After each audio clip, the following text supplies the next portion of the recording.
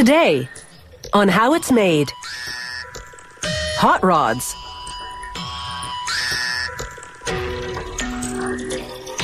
Decorative eggs.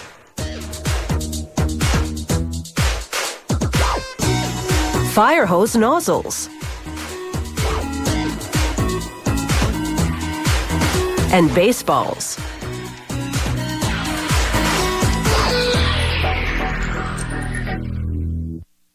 A hot rod is a normal car that's been radically modified to look snazzier and drive faster.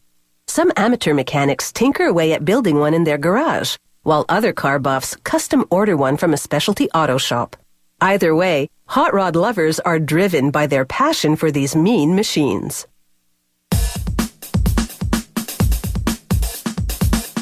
Hot rods are customized inside and out. The classic cars they start out as are pretty scarce these days, so specialty shops now design and build hot rod bodies from scratch, using state-of-the-art technologies. It all starts with curved steel rails, 4.5 meters long, that form the basis of the chassis. Every 30 centimeters, workers weld the rails to the car's frame. Next, they position cross members to reinforce the frame. With utmost concern for quality control, they'll assemble and install by hand the transmission, the suspension, and the shock absorbers, and weld those precisely aligned cross members to the curved rails. Elsewhere, someone polishes the stainless steel wings, which have been laser cut. These wings make up the hot rod's signature front grille.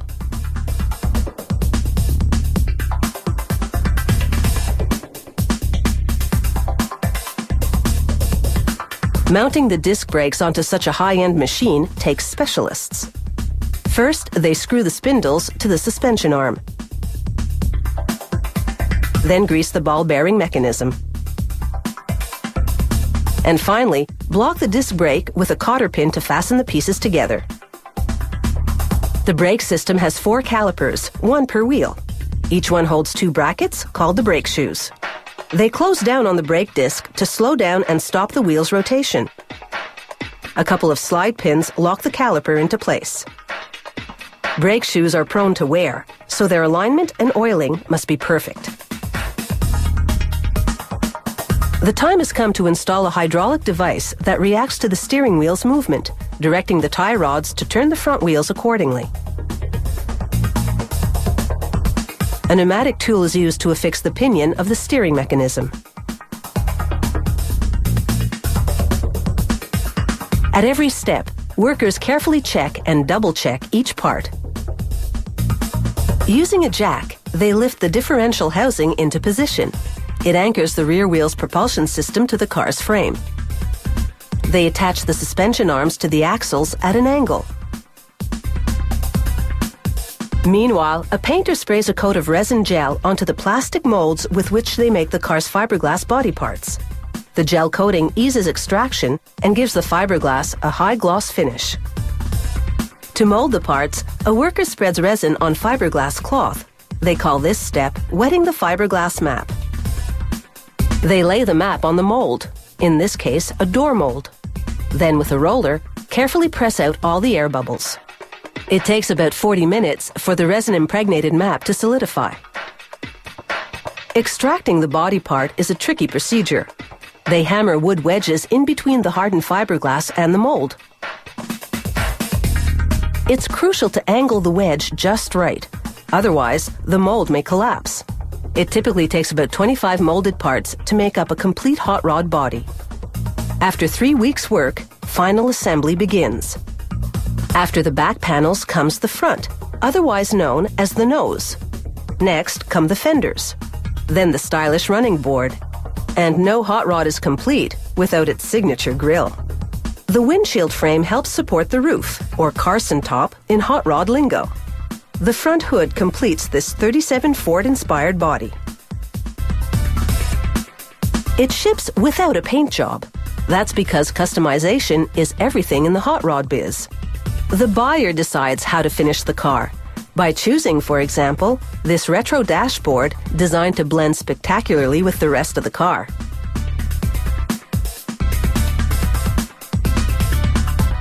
Even car junkies can be forgiven for struggling to keep up to speed with the ever-growing customization options out there. From the engine, to the rims, to the seats, to the chromes, when it comes to customizing your hot rod, you're in the driver's seat.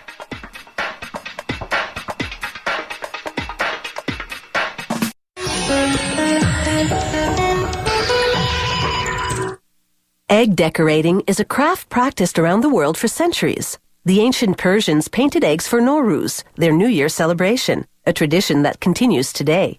Probably the most famous are the exquisitely decorated Fabergé eggs, except they aren't eggs at all. They're made from precious metals and gemstones.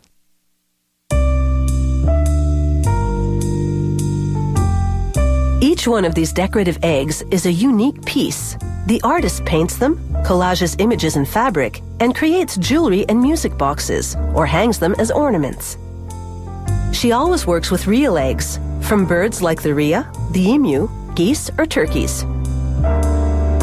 Here she selects an ostrich egg and gently clamps it in place on an egg marker stand.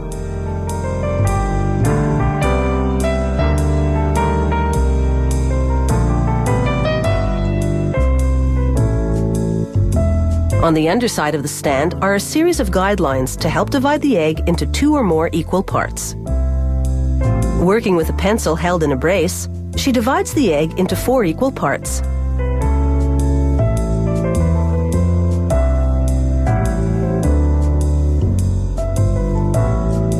Then she draws a horizontal line across the egg where she'll cut it in half to create a lid.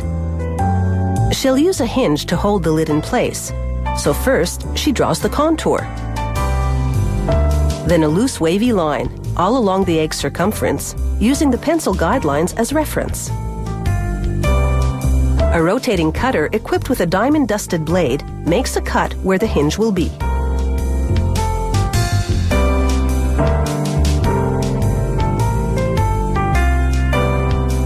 The artist now prepares some 5-minute epoxy glue. She has a neat trick to apply just the right amount. She works with a strand of uncooked spaghetti, then sets the hinge in place.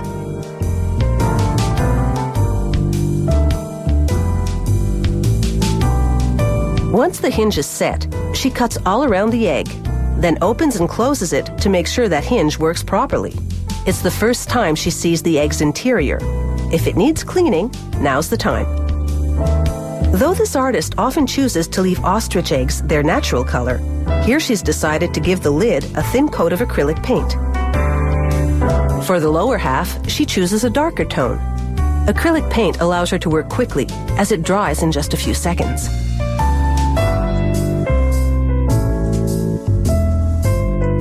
Next, she uses a special glue to collage strips of Japanese rice paper onto the egg. She layers small pieces to achieve a tortoiseshell finish.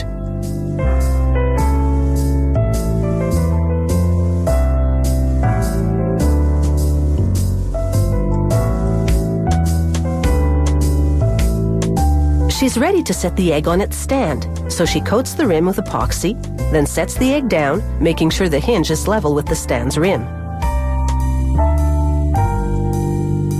The artist now turns her attention to the egg's interior. She lightly glues perfumed cotton balls to fill out the top and bottom parts. Then she applies glue along the inner rims and clips on a piece of ivory satin. By the time she makes it around both halves, she can remove the clips. The fabric now holds firmly in place.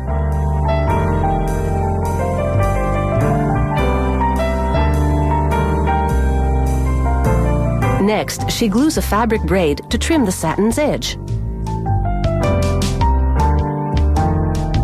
Here the artist lays down a delicate strand of rhinestones. She applies more glue to add another braid along the lower rim. Then places a final strand to complete the effect.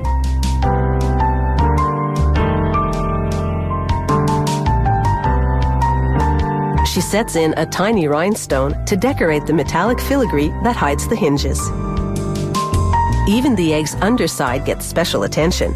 She glues another filigree to cover the hole through which they empty the egg, then applies a water-based varnish. This strengthens the egg and gives it a glossy finish. Here's the finished piece, a delicate jewelry box that opens with the help of a fine chain to reveal its satin interior. There's no end to the creativity that goes into making these decorative eggs. This model even has a music box built in.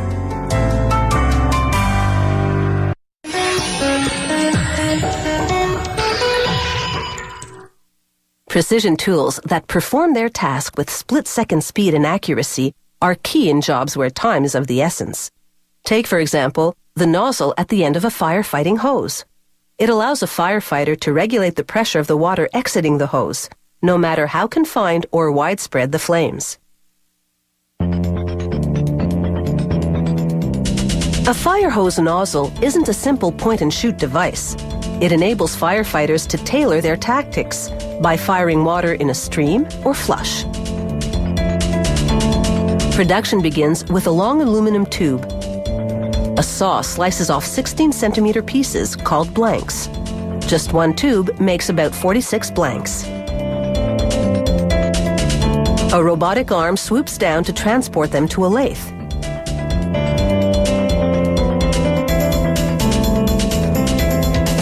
Cutting tools form the valve body, which controls the flow of water. Then they rough up the surface, making it easier to grip.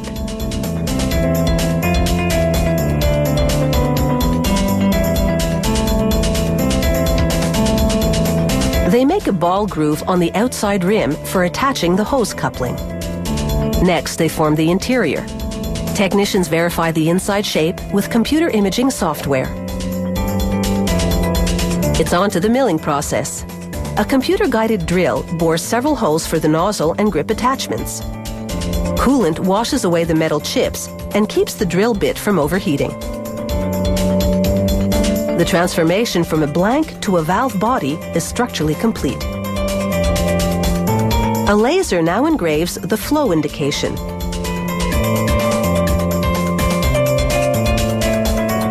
Workers install rubber O-rings on a mandrel shaped like the valve body interior. The rings keep water from leaking out the side of the nozzle. They position the valve body over the mandrel and blow the rings into place with a blast of air.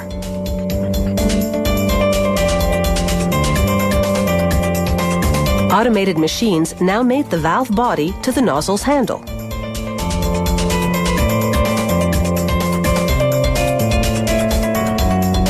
A heated mold melts granulated rubber and casts it into ridges at the top of a rubber cylinder. This makes the shaper, the nozzle's adjustable head that switches the water from a wide spray to a narrow stream. Workers snip off any excess rubber, then ensure the rubber is solidly molded. Next, they apply grease to the inside to lubricate the parts and prevent corrosion. 2 more O-rings are inserted to keep water from leaking out under the shaper. Using a specially designed spoon, they scoop up tiny plastic ball bearings and drop them into a groove in the shaper. These allow the shaper to rotate easily. The shaper then goes over a barrel, a metal tube that helps form the stream of water.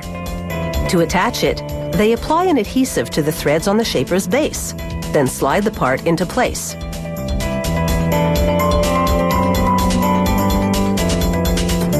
Workers insert a pair of hard plastic balls into the shaper. These enable the shaper to glide back and forth on the barrel to shape the water stream. Now it's time to build the sub-baffle, the nozzle component that controls water pressure. First, they insert a pressure regulation spring into the baffle body.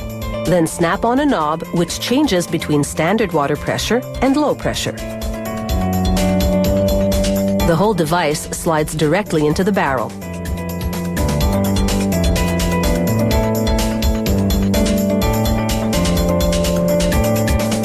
On the other end of the barrel, they screw on the valve body. A rotating wheel simplifies this process.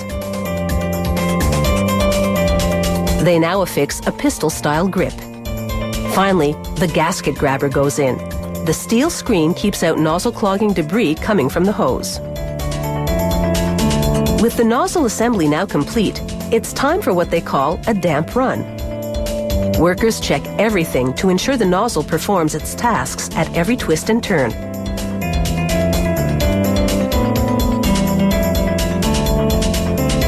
From the old-fashioned nozzle to the modern variety that comes in an assortment of flows, pressures, and sizes, the evolution of the fire hose nozzle is undoubtedly a lifesaver.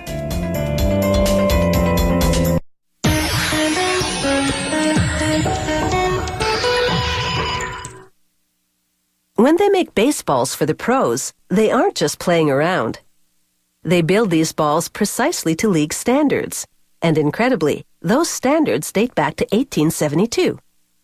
Each ball is uniform in circumference and weight, so the game is an equal contest.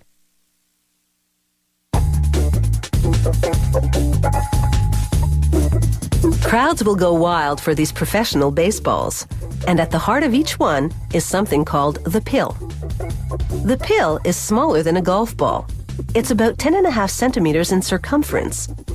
Inside the pill's rubber casing is a sphere of cork. They pour latex adhesive over hundreds of pills loaded into a drum.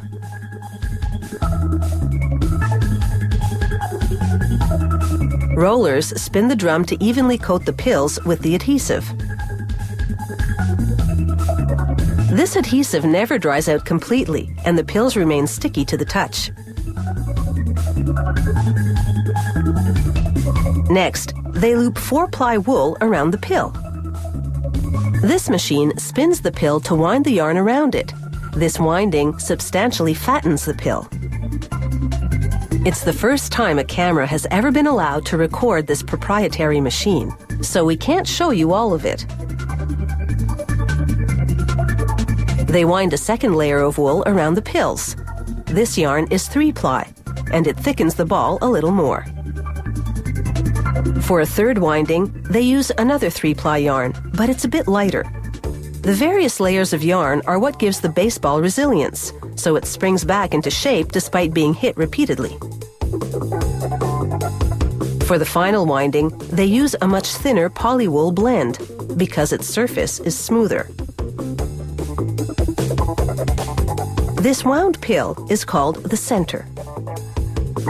They weigh it and measure its circumference, which should be 22.5 centimeters. They add adhesive to a spinning drum, then load the centers into it.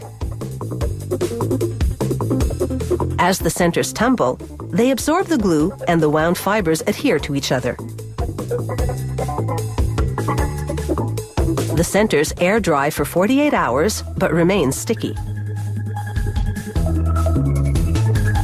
Using this hydraulic press, they punch out figure-8 shapes from leather, complete with holes around the periphery, allowing them to be stitched into baseball covers. But first, they stamp the date and lot number onto them. Then they wrap them in wet towels. The moisture will make the leather pliable enough to sew.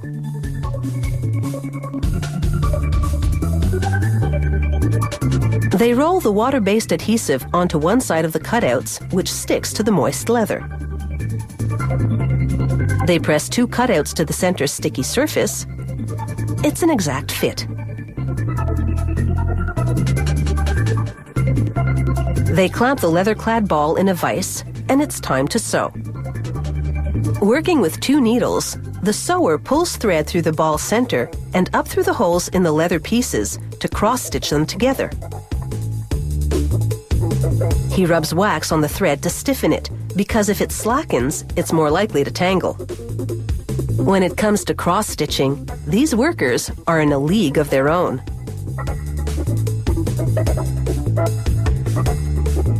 They make quick work of the 108 stitches in each ball. There are 350 sewers in this factory, and they produce 8,000 to 10,000 balls per day. That's a lot of home runs.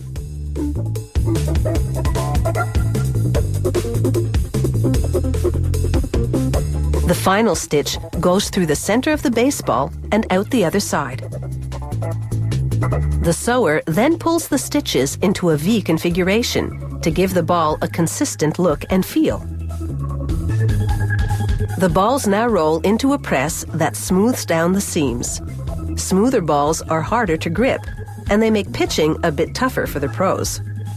Finally, a three-headed stamper gives it the trademark, league logo, and the commissioner's signature. With drying cycles, it takes a week to make a professional baseball.